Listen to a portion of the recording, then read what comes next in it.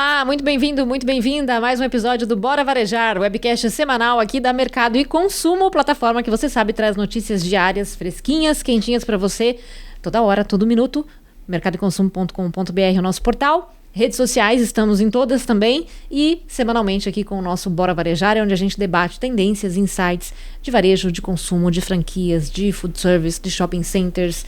Que mais? Esqueci alguma coisa? De food service já falei, né, Gustavo? Já. Enfim, falamos de tudo que tem a ver aí com o mundo dos negócios, mais especificamente com o consumo como um todo. Eu sou a Ana Freitas, editora executiva da plataforma. Já apresentei aqui mais ou menos o Gustavo, que é o nosso editor, Gustavo Groman. Tudo bem, Gustavo? Tudo, e como eu gosto de falar, o Bora Varejar conta histórias do mercado. É isso aí. Obrigado por mais uma vez me deixar dividir essa bancada aqui do Bora com você. Obrigada a você pela companhia sempre. E hoje vamos falar de inovações tecnológicas no varejo, o que está sendo feito, o que precisa ser feito ainda, como o Brasil está, comparando com outros países, que tecnologias estão surgindo que fazem sentido ou não para o varejo. Para falar sobre tudo isso, temos aqui dois convidados. Um deles é o Agustin Duran, CEO da Seidor no Brasil. Tudo bem, Agustin? Bem-vindo. Tudo, Ana. Obrigado pelo convite. Gustavo. Obrigada, prazer nosso recebê-lo aqui. E o outro convidado estreando no Bora Varejar aqui, né? Espero que volte mais vezes. Primeiro de muitos. Primeiro de muitos, Marcelo Antoniazzi, CEO da Gouveia Consulting, acabou de assumir esse cargo, inclusive, né, Marcelo? Bem-vindo. Obrigado. Com certeza vão ter várias vezes aqui que a gente vai estar aqui juntos. Obrigado aí pelo convite. Obrigada a vocês dois por estarem aqui com a gente.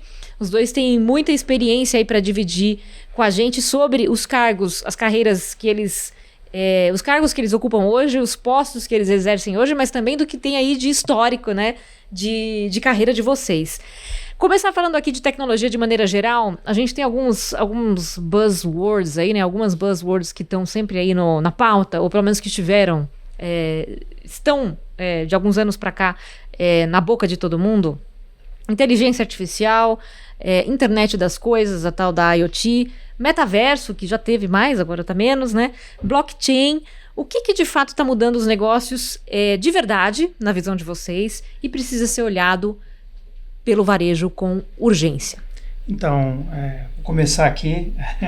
Agostinho é um grande amigo de muito tempo, trabalhamos juntos e começamos quase no início da internet, né? Falando um pouco da história. A gente trabalhou numa empresa juntos que chamava WebB, que era exatamente Web, Business to Business, e isso foi por volta de 2000, onde foi o início dos marketplaces, né? Então a gente está falando de tecnologia hoje, mas isso tem algum tempinho, né? Tem por volta de 24 anos, e a gente trabalhou juntos e era um modelo onde um modelo de e-commerce era muito diferente do que é hoje, né? Então, primeiro ponto, que é essa evolução desses 20 anos aí, no início da internet até agora, é exatamente como você trata o consumidor no e-commerce. Então, a evolução do B2C, né, para o consumidor do varejo foi muito mais rápida do que o B2B. Então, esse é um primeiro tema, né,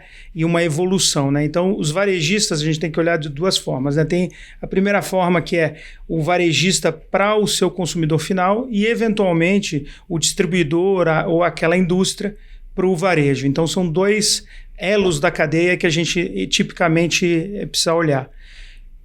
O que o varejista, pensando agora no B2C, deveria estar olhando? Primeira coisa, é um termo aí que está muito na moda, que é a omnicanalidade, que é o tal do omnichannel, né? Que é um negócio meio...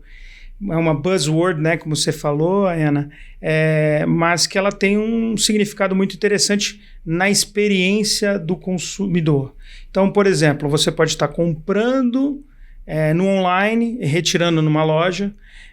Então, vou dar um exemplo real meu.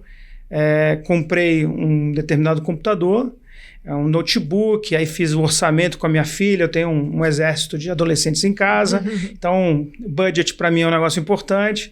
Aí a gente foi lá, negocia daqui, negocia dali, qual é o computador, especificação, sou engenheiro, comprei o computador perfeito no meu budget e tal. Aí fui retirar na loja.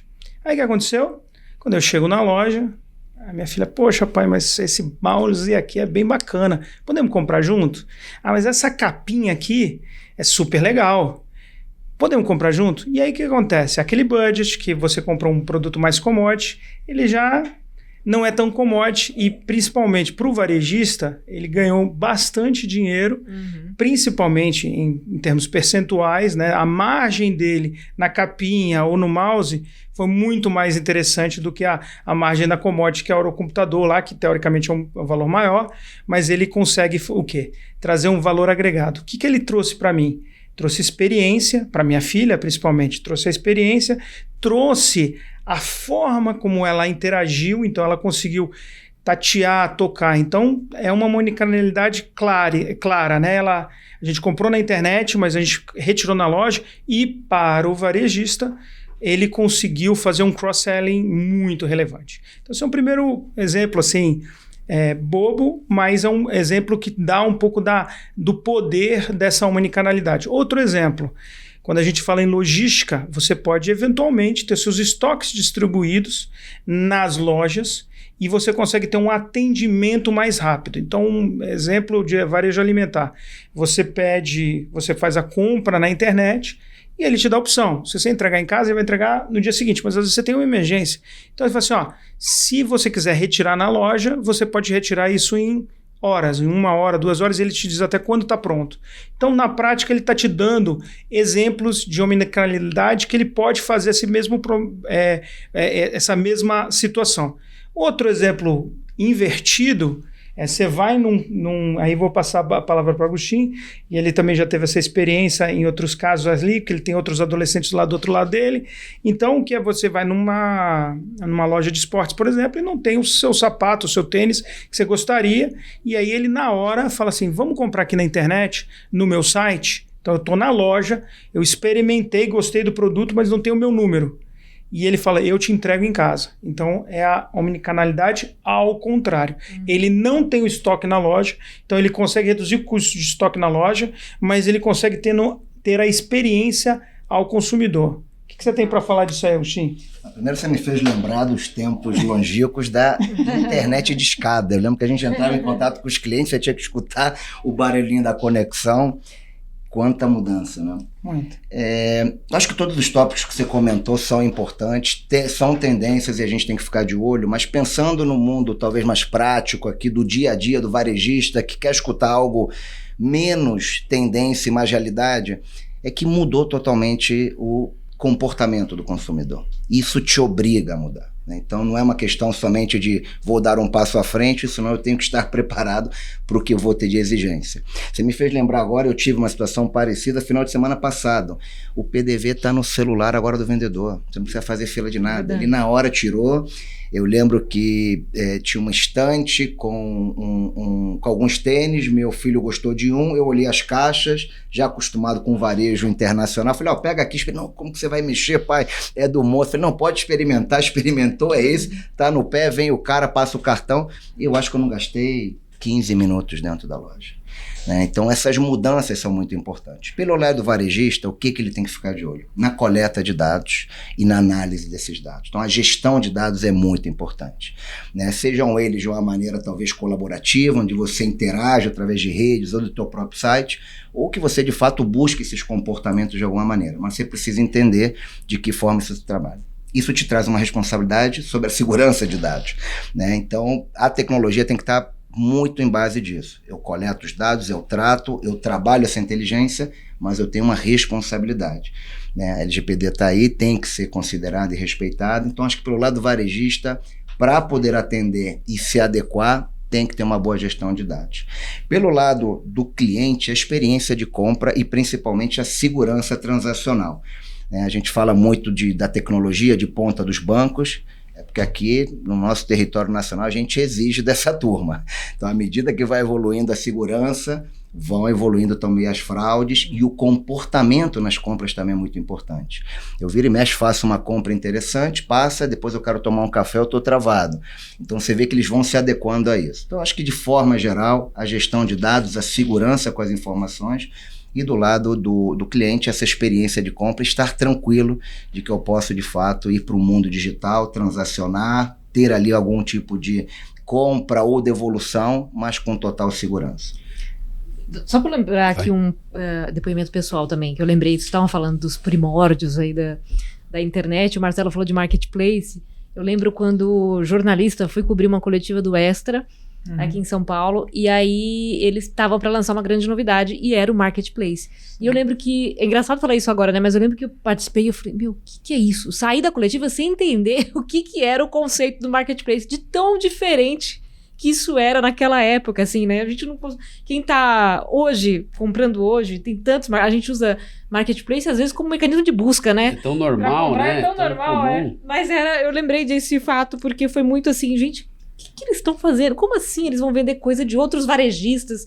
Não entendia direito, demorei pra pegar, sabe, como leiga no assunto. O nascimento dessa empresa que o Marcelo comentou é em cima de um paper gringo, de um banco que tinha ali uma linha de consultoria, já olhando tendências, e o paper a gente podia resgatar, é To Be or Not To Be, falando do B2B. Olha só. E essa turma comprou essa ideia em 97, 98, e em 2000, 2001 saiu outro paper desse banco falando, olha, as coisas atrasaram um pouco aqui nos Estados Unidos.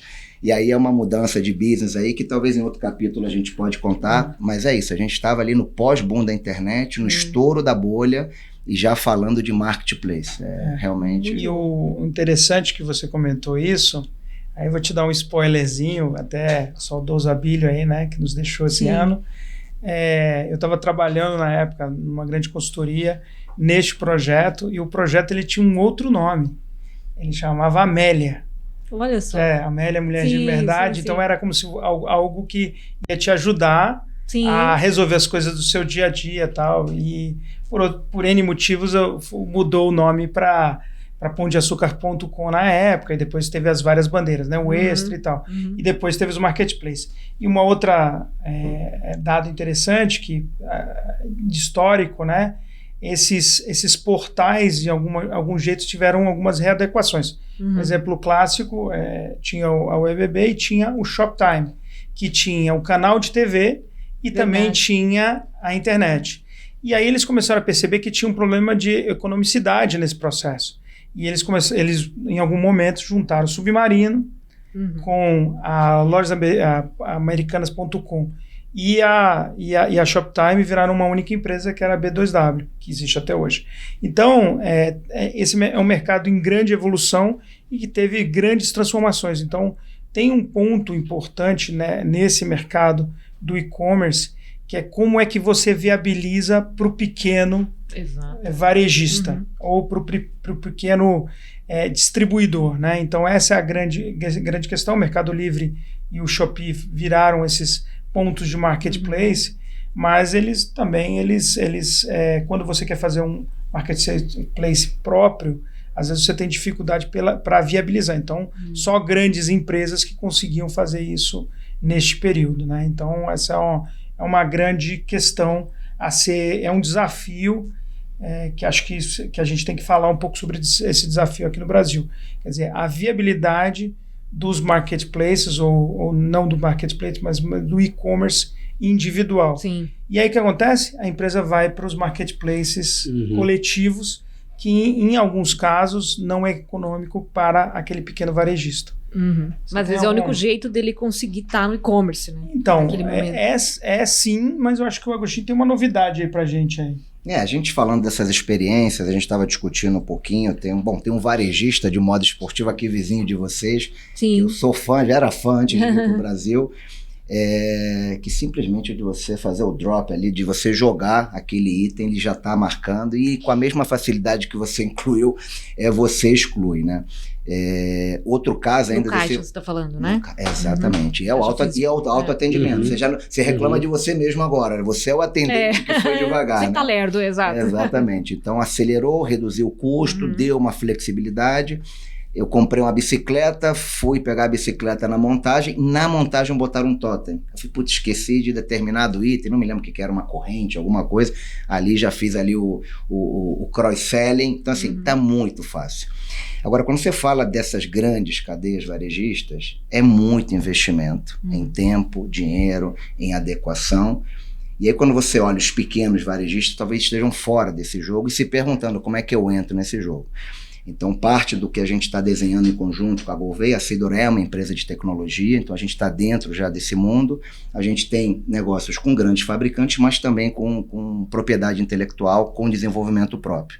A gente está trazendo para o Brasil, da nossa matriz espanhola, uma plataforma de solução unificada, mas que pode ser consumida de forma modular, para qualquer tipo de tamanho de empresa. Então a gente tem clientes como, por exemplo, o IKEA lá fora na Europa, mas aqui facilmente a gente já está conversando com varejistas de 2, 3 lojas, né?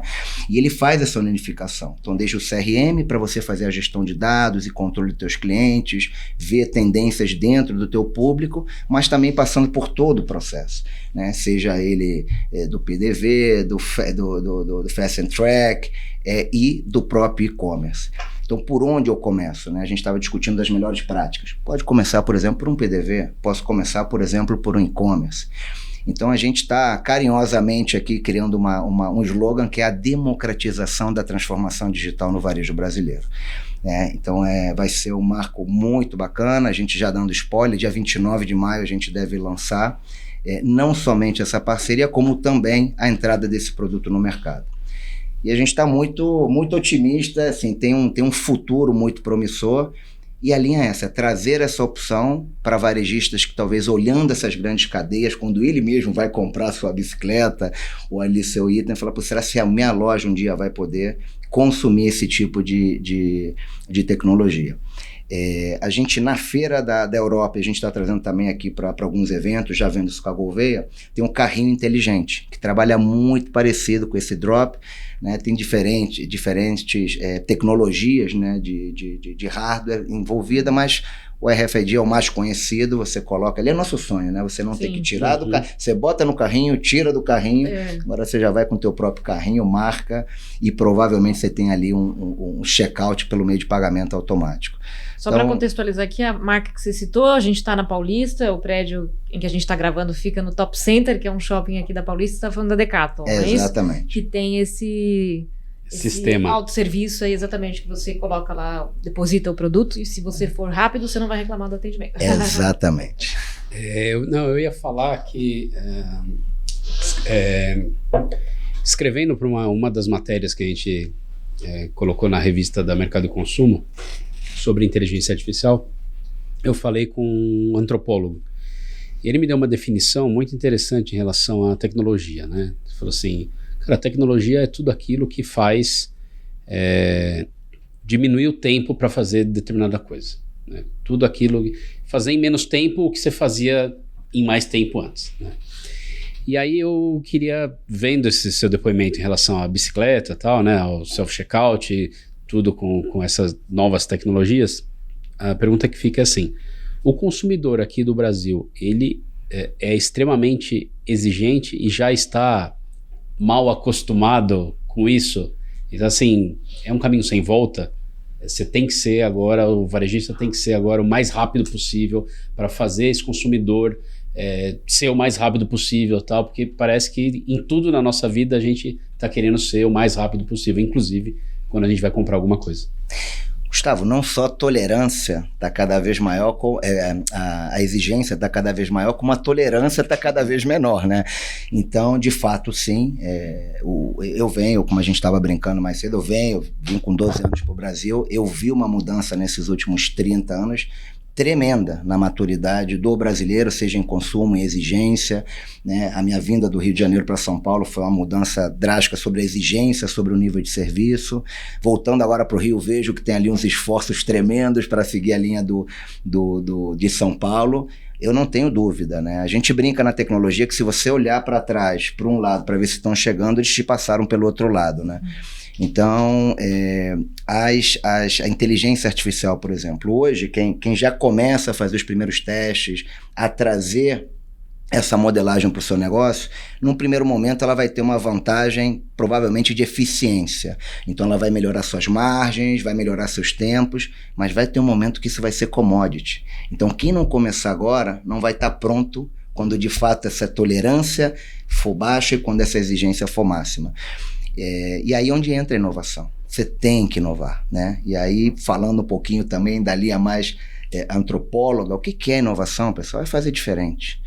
Eu tive que fazer uma conversa com o meu time, falei, como é que eu provoco isso aqui para 250 caras super afiados em tecnologia? Eu falei, eu vou sair da tecnologia.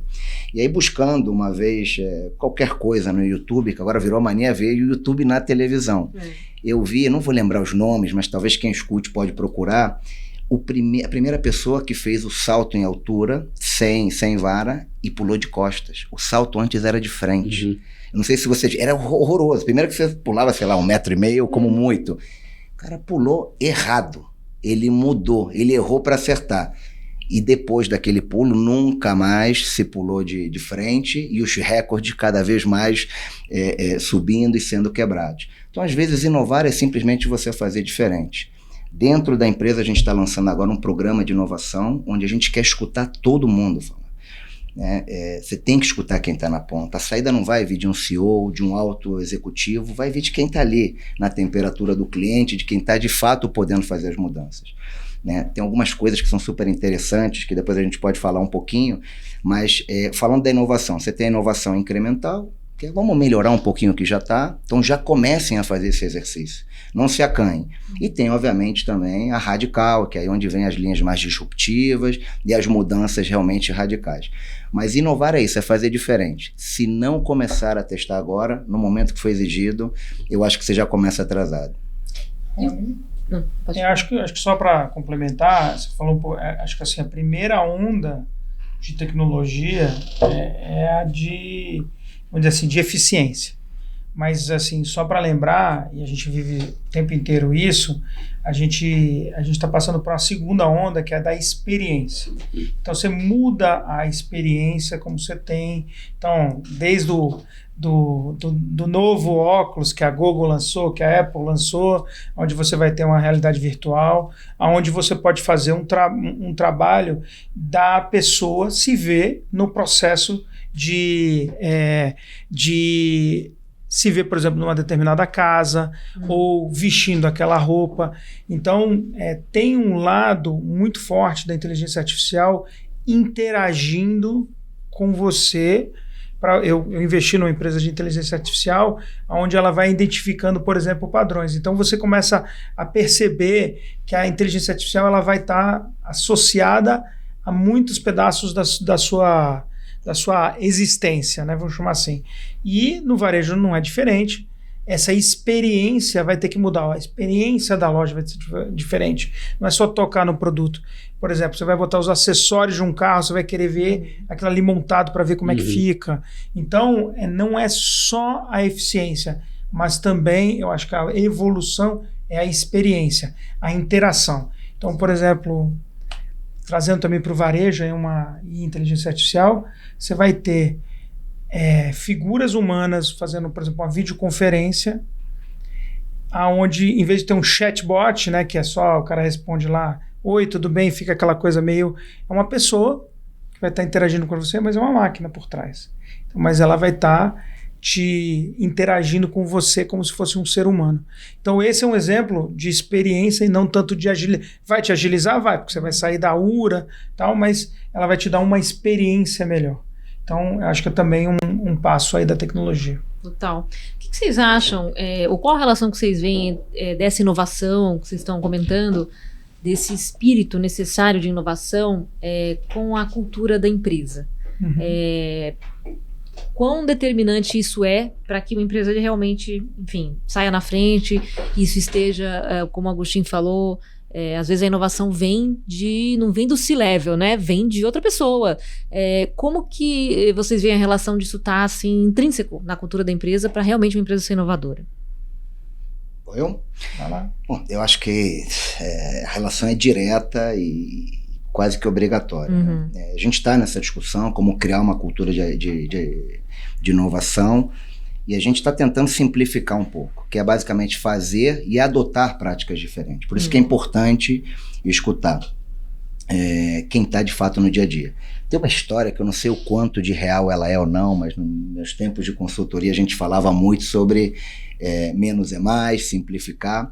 Tem uma história que uma empresa, uma fábrica, um chão de fábrica, investe numa super máquina que era no final da linha de produção, tinha uma balança super sensível que, ao passar as caixinhas que tinham o produto dentro, se por algum erro na produção aquele produto não foi embalado, ela parava para que você não tivesse nenhum tipo de despacho, de saída ao cliente com uma caixinha vazia. Gastaram-se milhões, pararam e tal. Bom, e descobriram que a máquina estava desligada. Quem desligou foram os funcionários de chão de fábrica, porque a cada problema, e estava acontecendo, a máquina parava, o cara tinha que levantar e ir lá trocar. Desligaram a máquina, fizeram uma vaquinha, compraram um ventilador e a produção foi ainda mais eficiente. Agora, se você tivesse uma cultura de fazer um café da manhã, algo simples, tragam ideias, alguém falar, olha, aquela máquina é terrível, e a gente mesmo fez uma vaquinha de um ventilador. Então, óbvio que isso aqui é mais para ilustrar, mas fica uma provocação. Eu acho que assim, a cultura, o que é cultura? É você ter flexibilidade, você poder se adaptar, essa é a grande realidade, como é que eu me adapto a uma mudança. Uma cultura de colaboração e compartilhamento. Se eu aprendi, se eu senti dor, né? Só os tolos aprendem com os próprios erros, né? Vamos aprender com os erros dos outros. E principalmente você ter, né, dentro talvez de um objetivo financeiro, o que essa mudança vai me impactar, seja em eficiência, em competitividade, mas que você possa traduzir. E eu acho que o sabor pela inovação não é só por trazer uma ideia e talvez ganhar um prêmio, que é um pouco do que a gente está desenhando, mas que a pessoa veja aquilo e diga, olha, eu mudei o rumo dessa empresa. Eu botei um ventilador no lugar de uma máquina caríssima. Mas que de fato isso traga. E eu acho que por fim, né, e a gente, já que o Marcelo contou, né, que há 24 anos a gente já estava trabalhando, a gente vem de uma cultura de muita autoridade, né? Faz porque eu estou mandando, faz como eu estou te dizendo, e as coisas mudaram, né? Essa molecada aí que a gente hoje tem dentro de casa, mas essa é a força de trabalho que vem, é de questionar. Então acho que é tirar esse medo, esse clima, talvez, de que alguém não possa levantar o braço e dizer, olha, eu tenho uma ideia, eu fiz diferente, fiz melhor. Então, eu acho que vem um pouco por aí. Agora, mudar a cultura, né, é um grande desafio, não é fácil, não. Imagino. Eu acho que tem um termo que o pessoal usa que é o tal do change management, né, que é gerenciamento da mudança. O gerenciamento da mudança é algo tão mais importante que a gente fala muito em transformação digital, mas a transformação de negócio são pessoas, né? Então, se você não consegue fazer com que as pessoas entendam que aquilo ali é importante, e na brincadeira eu participei dessa fábrica, obviamente a solução já existia, e aí eles trocaram o ventilador por um jatinho de ar, basicamente porque quando não estava bisnaga lá, não tinha peso, e aí voava aquela caixa vazia. E a produção continuava como se nada tivesse acontecendo. Então, são coisas assim que eu vi funcionando essa máquina com o jatinho. Então, esse é um dado interessante. Mas o que a gente vê, assim, as melhores soluções, tipicamente, principalmente em tecnologia, são dadas pelas pessoas que têm menos habilidade, vou dizer assim, menos hierarquia, né? Então, em tecnologia, isso é muito, muito comum. Existe um lado, tem uma palavra meio buzzword, né, que é disruptivo, que tipicamente nas áreas de tecnologia você tem pouca hierarquia. Então, quando você vai ver algumas empresas mais inovadoras, a hierarquia não é tão relevante como empresas mais tradicionais. Ao contrário, ela é mais horizontal. Então, as pessoas podem dar a opinião que seja necessária naquele momento. Então, é muito comum isso, né? Então, tem, inclusive, softwares de colaboração, onde eles podem dar opinião e você vai melhorando vou dizer assim, o programa. E hoje em dia tem um ponto que você vai ter um colega, que é a inteligência artificial. Então, tem uns que chamam de Copilot, outros chamam de outro nome, mas na prática é isso. Na prática você vai ter um colega que vai ser uma máquina. E você vai ter que saber interagir com isso. Então, se você pensar em hierarquia, considerando que você vai ter uma máquina como colega, como é que você faz? Como é que você trata esse colega máquina? Então, é uma mudança de cultura assim, que vai ser bastante interessante. Né? E precisa ver logo mais como é que esse colega máquina vai te tratar também. Também, né? Então, Ele aprende com você, né? Então tem que ser assim como as crianças aprendem com a gente. Então, é que nem quando você faz em casa, você começa a xingar muito, aí daqui a pouco sua filha fala, né? Aquela linda loirinha, né? Fala aquela palavrão, você fala assim, todo dia que você aprendeu? De você, papai. Exato.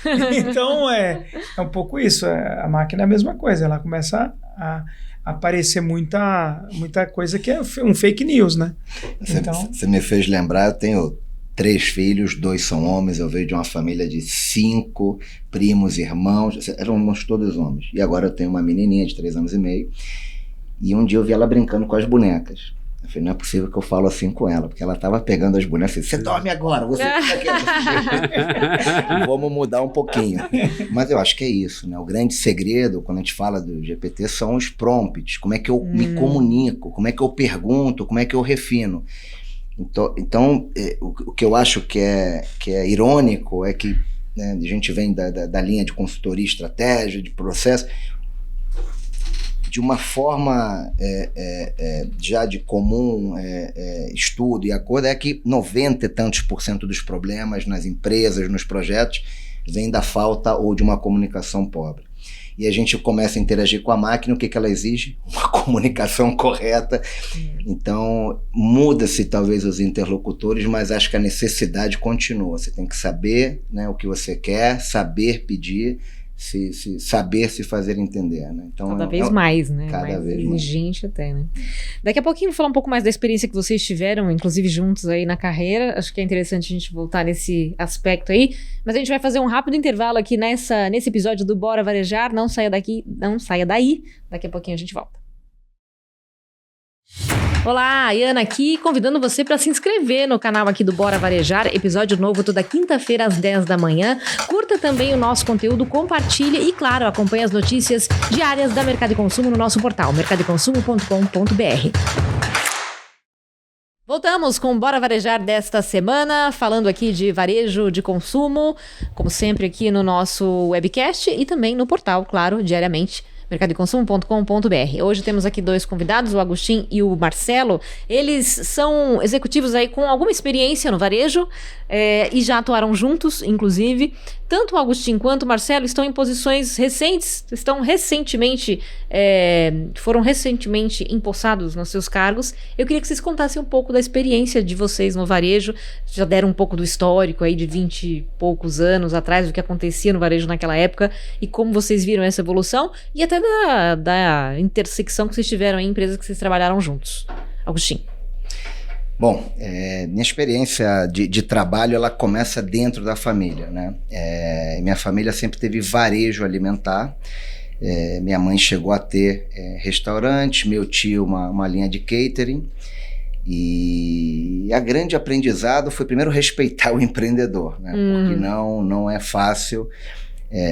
Eu acho que a imagem que a gente tem aqui às vezes é de já bombou, já deu certo e na verdade não é um jogo que se ganha, né? É uma partida que nunca termina. Me ensinou muito a respeito do empreendedorismo, mas principalmente para respeitar o trabalho, né? Eu sempre queria ficar no caixa porque tinha os doces do restaurante no caixa, mas eu nunca fiquei no caixa, tá? Eu sempre fiquei da cozinha para dentro. E depois eu trabalhei com meu pai, então minha experiência até os 18, 19 anos, eu comecei bem cedo, foi com a família. Meu pai trabalhou sempre com logística, então de alguma maneira eu estava ali envolvido com varejo, desde as grandes farmas, etc. E uma vez que eu entrei na faculdade, eu tive a chance, meu primeiro trabalho formal foi na WebBee, né? Foi onde eu conheci o Marcelo. E a empresa... Ele já está dizendo que ele é mais novo que eu. Já perceberam que ele está querendo fazer spoiler, que ele era... a Guerra Fria. Ele era o jovem aprendiz. Mas, Marcelo, então, mas você pode chegar e falar, nossa, a gente chegou junto na WebBee. Não, ele chegou antes de mim. Eu comecei a faculdade tarde, eu era o estagiário velho. E a história da WebBee, que foi uma história também de muita adaptação, ele começa com esse marketplace, muito voltado, obviamente, para a linha B2B, e no meio do caminho, até por uma... E E hoje em dia ainda é um problema para as grandes empresas de tecnologia, que é a adoção, né?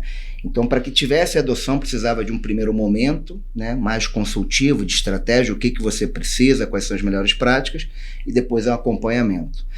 Então, essa mistura de duas, né, eu tive outras experiências de trabalho, mas essas foram as que mais me marcaram. Primeiro, perder esse medo do trabalho e saber que você pode colocar a mão na massa, e depois aprender a planejar, ter uma estratégia para depois você poder, de fato, ter aí um caminho de implantação ou de poder medir, etc. E o varejo foram os nossos primeiros clientes, né? Era um grande desafio a maturidade do varejo na época, assim, com coisas mais simples, né? Da gente entrar, fazer uma análise, faltar informações, muita coisa física, né? A gente estava brincando no outro bloco sobre a internet de escada, e a gente já vinha com uma linha de tecnologia tremenda, né? Eu lembro, tem uma passagem super engraçada, essa eu estava falando com produtores de ovos do México para a indústria, era manufatura, mas ela tinha uma linha de distribuição que era Bimbo, que depois veio para o Brasil, né? E eu lá falando pro cara, não, conecta, eu escutando aquele barulhinho, falei, não tá entrando, falei, não, abre as portas 8000, em 8002, que era do firewall, e falei, meu filho, já abri as portas, a janela, tá entrando um vento aqui terrível. Então assim, hoje quando a gente fala de tô conectado com o meu produtor, tô vendo o meu estoque do meu produtor de ovos, tô dando stock out aqui, mas tem uma linha aqui de reposição de estoque. É uma maravilha, né? Pena que teve que passar esses 24 anos, como o Marcelo comentou. Mas é um pouco disso. Eu acho que a gente conseguiu vivenciar essa evolução, que é uma evolução tremenda, e o que impacta hoje é a rapidez como as coisas estão mudando, né? O que a gente estava falando um pouquinho atrás. E, bom, depois eu tive aí algumas experiências com consultoria estratégica, fui nessa linha. Em 2014, teve um bichinho que me mordeu. Eu estava numa Big Four, e falei, não, eu quero voltar para a tecnologia. E aí eu voltei e nunca mais saí, né? Tive uma passagem agora por um grande fabricante de software, pude ver os grandes desafios dessa mudança de um tipo de tecnologia para o que é a tecnologia de nuvem. E o principal foco hoje, que é o foco no cliente, né? O mundo cloud, ele exige uma satisfação do cliente tremenda, né? E a gente tem isso no dia a dia. O outro dia eu não me lembro por que motivo, não sei se eu perdi ou quebrou o cartão de crédito, cancelei, e eu me dei conta de todas as subscrições desnecessárias que eu tenho no meu aplicativo, desde quebra-cabeça até os famosos apps de exercícios e dietas que eu nunca uso. Mas é incrível, porque se você não tem um exercício ali de adoção, de realmente uma utilização, você vai perder aquele cliente, né? Então, até hoje, pessoal, renove o seu cartão. Eu não vou renovar, isso eu não vou. Então, é muito importante aí o que eu tive de experiência, e não é para jogar a idade contra, mas eu aprendi muito aqui. O Marcelo foi meu professor. E, bom, agora ele tem algumas histórias, vai compartilhar. Eu já vou te ensinar mais uma da tática de guerrilha com os adolescentes. De tempos em tempos, meu cartão quebra. Eu cancelo todas as assinaturas, eu vejo quem vai gritar. Então, aí começa o WhatsApp, pai, não tá funcionando a Amazon, não tá funcionando isso aqui. Opa, esse aqui eu preciso reativar. Aí só os que eles gritam, e aí 50% morre, aí eu tenho saving. Exatamente, porque tem uns que não vão gritar, né? Ou para algumas que não usa. Trimestralmente eu cancelo tudo. Mas assim, da hora para outra, meu cartão já tá não funciona. Dica de finanças pessoais, hein? Isso, isso aí. Aí, contando um pouco da minha história, é interessante como a tecnologia mudou, né? Falando um pouco de tecnologia, que é o tema daqui. Então, sou engenheiro de formação, né? Sou engenheiro de produção mecânica. Então, graxa estava no meu DNA.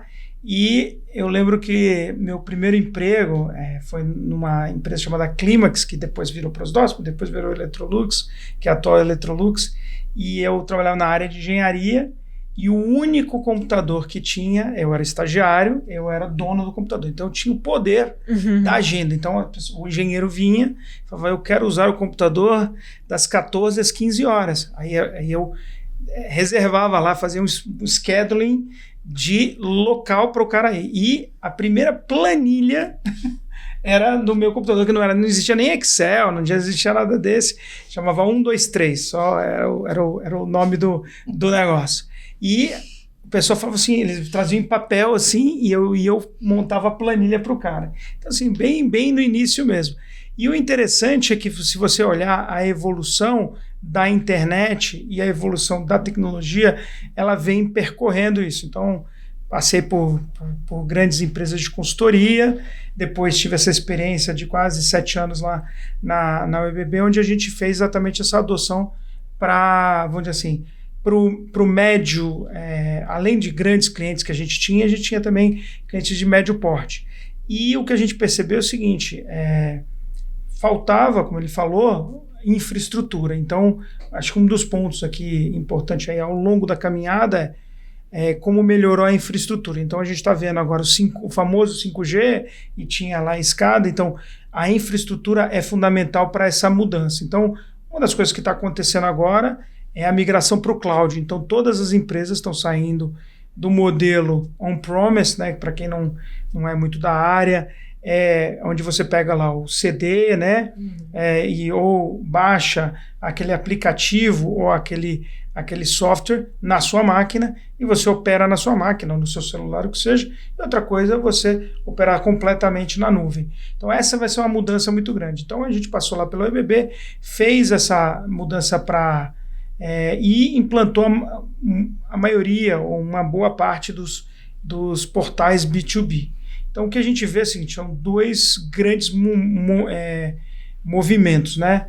É o que a gente chama de front-end, que é o que a gente vê, né? A gente varejista vê você vendendo o e-commerce para o consumidor, mas tem o que a gente chama de back-end, que é o de trás. Então são os RPs, são sistemas que vão funcionar. A área de logística, vai funcionar a área de financeira e tudo mais. E também o que vai fazer do seu sistema, vamos chamar assim, para os seus fornecedores. Então, existe uma grande evolução nessa jornada toda, desde o fornecedor até o consumidor. Então, passei por diversas empresas de consultoria, inteligência artificial, estamos na guerra. E vocês foram mordidos pelo bichinho do varejo aí, né? Bom, o Agostinho já tinha experiência dentro de casa e você eu acabou... assim, trabalhei desde de pão de açúcar até as empresas de bens de consumo, onde a gente implantei desde sistemas de manutenção. Então, implantei sistema de manutenção em 1996 no Pão de Açúcar, foi uma experiência interessante aí, até prevenção de perdas. Então, estou no varejo desde essa época, já tenho uns 30 anos. Muito bom. O que vocês acham do varejo hoje, aí, falando especificamente do Brasil, até pelo que vocês veem aí, comparando com outros países, em termos de avanço tecnológico? O Brasil é um país maduro, tecnologicamente falando? O Brasil é avançado, comparando com outros países, ou deixa a desejar, comparando com outras nações? Assim, posso responder essa? Claro. Então, acho que um dado interessante é que tem mais celulares do que pessoas. Então, o Brasil, sim, para ser uma sociedade, né, um país de terceiro mundo, ele é extremamente digitalizado, né? Então a gente tem talvez a parte, vou dizer, de varejo financeiro é muito relevante. Então a gente é engraçado também, essa é um dado interessante. Eu morei no Canadá, fiz intercâmbio no Canadá e a gente já tinha tudo digital aqui. Quando eu cheguei lá, fui abrir uma conta no banco. Isso em 1900 e pouquinho. E ele me deu um papelzinho, uma caderneta, onde eu anotava, estou depositando $100. Era uma caderneta, era em papel. Então, assim, acho que essa evolução vem dessa época. Da onde vem? Vem do famoso overnight, né? Quer dizer, a gente tinha uma inflação muito grande, então a gente teve que evoluir os nossos sistemas digitais de banco de forma muito relevante. E, na minha visão, isso fez com que também as outras empresas se modernizassem de uma forma muito importante. Então, você vai ver a adoção a novas tecnologias do brasileiro é extremamente mais alta do que a... E eu acho que muito por essa cultura da volatilidade, ou seja, o dinheiro de um dia para o outro ele acabava. Brincando agora com o nosso amigo argentino, está acontecendo agora isso lá na Argentina, né? E que é um pouco isso, assim, você tem uma situação a volatilidade faz com que você tenha que ter a informação de forma imediata. Então, talvez esse imediatismo do brasileiro é muito interessante. Eu trabalhei nessa firma de refrigeradores, né? E não sei se vocês sabem, naquela época, por causa da inflação, o segundo lugar que mais vendia freezers no mundo era o Brasil. Porque os Estados Unidos, obviamente, era em primeiro na época, a China não era uma potência que é hoje. Por quê? Porque o brasileiro ele recebia o salário, e a coisa mais cara ali na alimentação do brasileiro era a proteína. Então ele ia ao supermercado correndo, comprava no mesmo dia a carne, né, o frango, os produtos principalmente proteicos, e botava no freezer para ele aguentar o mês inteiro. Então o freezer era um negócio fundamental, era essencial. Então o único lugar que você falava assim, cara, onde todo mundo tinha geladeira, mas freezer era o Brasil. Então tem algumas coisas assim que é muito da cultura brasileira. Então essa coisa da volatilidade, do tempo certo, de você querer a informação na hora correta, eu acho que vem um pouco dessa cultura. Acho demais essa interpretação aí que você tá... Não é interpretação, é um fato. É um fato. Quando a gente vê como isso tem a ver com comportamento, né? Isso eu acho mais fascinante, assim, quando a gente começa a juntar esses fatos históricos e ver como isso transforma uma economia ou um comportamento do consumidor, né? Só complementando, não sei se a gente já tem na nossa cultura, a gente fala compra de mês. Sim, verdade. O europeu, ele compra o do dia. Ele vai lá e compra, vai no boulangerie, compra lá o salame, a comida ali do dia. Ele consome no dia, até para ser mais fresco e tal. E a gente tem a cultura da compra de mês. Você faz aquela puta compra, não sei o quê, por causa da época da inflação. Não faz mais sentido você fazer uma compra de mês, mas a gente continua fazendo. Tanto de mercado de vizinhança que tem agora, né? Você faz compra do mês ainda? Não. Eu faço compra do mês, depois eu faço a da semana e às vezes a do dia. Eu não perdi o hábito de fazer a do mês. E hoje compra do mês sai muito caro. Tipo... Dependendo do momento do mês, né? Não, é que você paga de uma vez só e a impressão que tá muito caro. Também. Você vai pagando várias vezes, no fim vai dar a mesma coisa ou às vezes até mais. Às vezes até mais. Eu ia perguntar se você lembrava do overnight. Overnight. Não a balada então, de São Paulo. O overnight balada. Que ele comentou. Só da balada. Entreguei minha idade, né? E eu também tô entregando a minha, porque ele não lembra, mas eu lembro. E o Gustavo, a adolescência dele na night. Exatamente. Eu queria continuar rapidinho no Brasil. Queria puxar uma coisa que o Agostinho falou no começo do episódio. Tava falando de dados, né? E se vocês acham que aqui no Brasil... Quer dizer, vai coletar os dados e tal, você precisa de alguma maneira puxar o consumidor para te dar esses dados, né? Se vocês acham que aqui no Brasil o varejo precisa ter um pouco mais de estratégia em relação a isso, e eu pergunto isso porque, não sei se foi esse ano ou no ano passado, a nossa cobertura da NRF lá em Nova York, eu fui numa loja, aliás, uma loja que eu também lembrei falando da compra do tênis lá. Era uma loja super legal, porque você já tinha o atendente ali, era um tipo de tablet na mão ali, ele falava o número que tinha, você olhava o tênis, eu gostei desse. Qual o seu número? Tal. Aí ele apertava ali e ficava só esperando, porque vinha de uma esteira, né, e já vinha o tênis ali e tal, então as partes de tecnologia, né?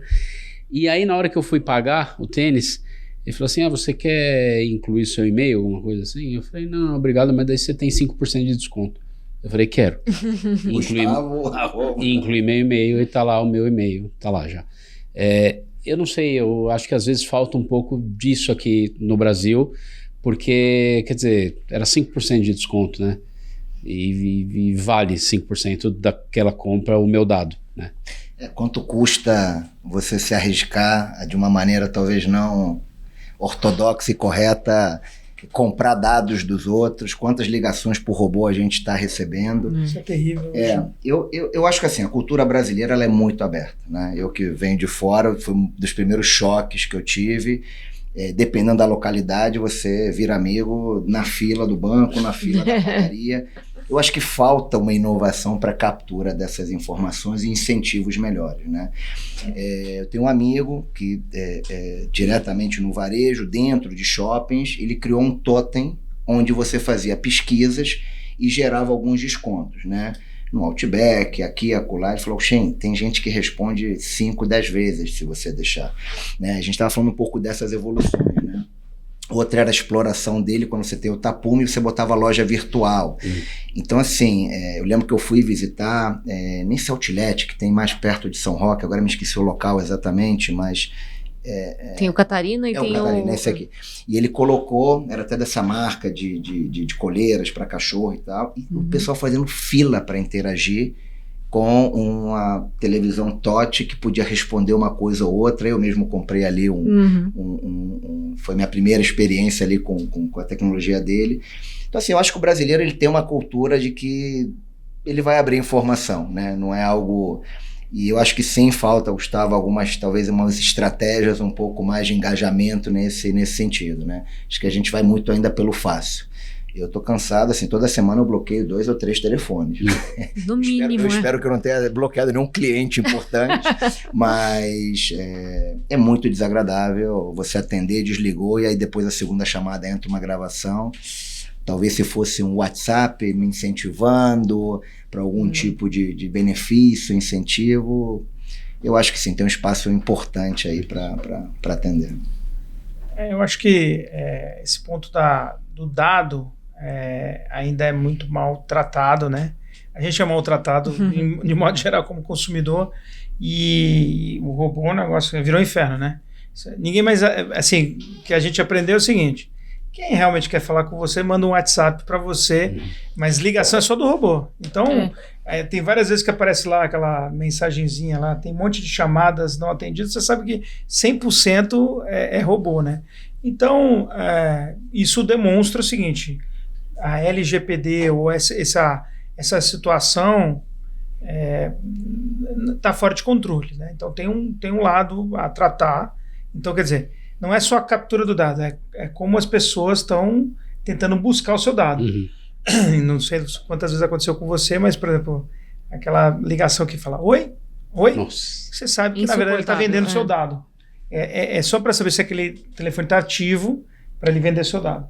Então, assim, esse é o tipo de coisa que é o outro lado da moeda, né? O consumidor se sentindo lesado porque fica aquela ligação, milhares de ligações, né? Então, mas de outra forma, por exemplo, tem alguns programas de fidelidade que estão fazendo um trabalho interessante com cashback, né? E que fazem, então, por exemplo, tem alguns modelos de cashback que estão funcionando muito bem, onde você pode comprar, inclusive, em lojas diferentes, né? Você compra no alimentar e você vai na drogaria, você consegue trocar o seu cashback de um para o outro, né? Vou ficar dando o nome deles, mas é um modelo que está funcionando muito interessante, e é um modelo onde com certeza precisa de muita integração, porque você precisa, imagina, você vai ter que traduzir o ponto do alimentar da drogaria, e tem que ter algum tipo de depara aí, né? Então, é muito interessante esse modelo, é uma evolução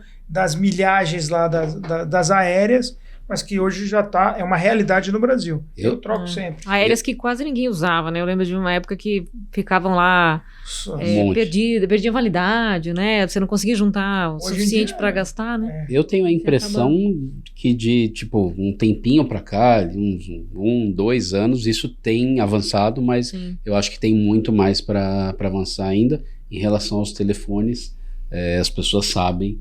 Às vezes poucas vezes eu tenho que pedir desculpa, mas eu não atendo nenhum número que não esteja na minha agenda.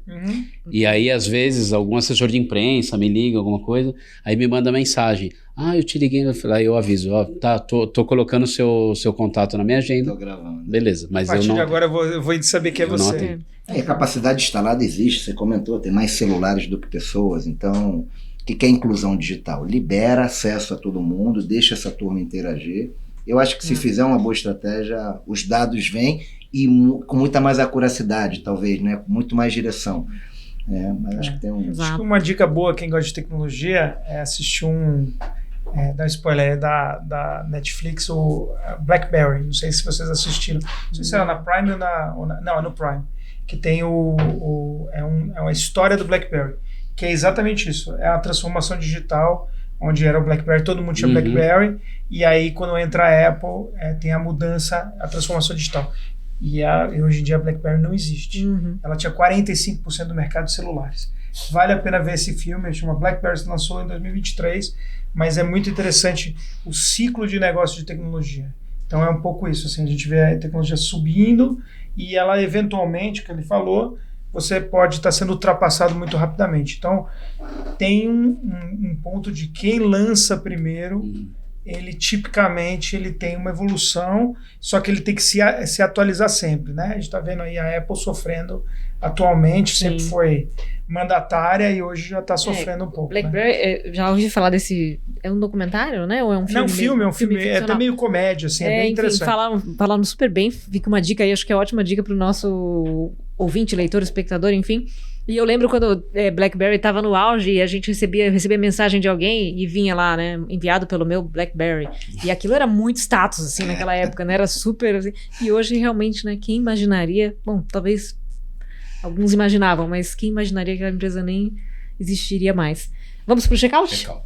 Checkout é o momento aqui do nosso webcast em que a gente pede que nossos convidados falem diretamente para o nosso espectador, olhando ali para a câmera, dando um recado final, uma mensagem que vocês queiram passar, enfim, um wrap-up aí do que a gente falou hoje aqui. Primeiro nosso convidado. Eu começo, olhando para a câmera? Bom, pessoal, vamos lá. O que eu posso falar? Não se inova per se. Ou seja, você tem que, de fato, buscar essa inovação, essa mudança. Criem uma cultura de abertura a novas ideias, a provocação. Não tenham medo de errar. Minha avó dizia que a vida é muito curta para não fechar a gaveta do legume com o pé. Então, vamos simplificar a vida e vamos otimizar aí o nosso dia a dia. Acho que a mensagem principal aqui é, assim, as pessoas se assustam um pouco com essa montanha de tecnologia.